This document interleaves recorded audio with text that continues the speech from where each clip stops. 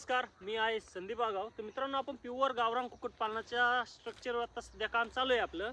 त्या स्ट्रक्चरमध्ये आपण शेणखत, आजोला, हायड्रोपोनिक, त्याच्यानंतर चिरी, तुती, शेवगा, त्यानंतर टेंट, फार्म, त्याच्यानंतर आपले पक्षी, त्याच्यानंतर आपलं नाही का बाकीचं आजूबाजूचं कंपाऊंड, त्याच्यानंतर अजून आपले ट्रेनिंगचं हॉल, राहण्यासाठी थांबण्यासाठी जागा, पक्षाला बसण्यासाठी बांबूचं स्ट्रक्चर, हे सगळं या ठिकाणी बसवतोय.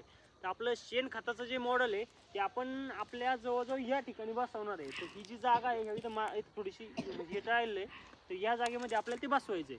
तर ही जवळजवळ 20 फूट आणि ही एकूण 20 फूट, म्हणजे 20 बाय आपलं 20 अशी जागा, एवढी जागेमध्ये आपण शेणखताचं इथं टाकणार आहे, जेणेकरून आमच्या आतमध्ये आपलं शेणखत राहील आणि पक्षी सुटून तिकडे टाकू. तर तिकून त्या गेटमधून बाहेर निघला तर मग बाहेर निघाल्यानंतर फार्म आपले पक्षी इथे येईल. इथं आल्यानंतर हे शेणखतावरचं तो काय असेल घाण वगैरे, शेणखतामधलं घाण ती खाईल, किंवा आपलं जे फळाचं वेस्टेज, भाजीपाला वेस्टेज असेल ते इथं राहील. आणि तिकून एक आपण मॉडेल केलं आहे आणि तिथं एक शेणखताचं राहील. असं 2 ठिकाणी आपण सेटअप बसवणार आहे आणि तिथं तुमचा शेणखत पक्षी खाऊ शकतो आणि मोका त्याच्यामध्ये राहू शकतो. तर अशा पद्धतीने नियोजन आहे. तर आपण अशा पद्धतीने करू शकता. काही अडचण असेल तर कमेंट करा. धन्यवाद.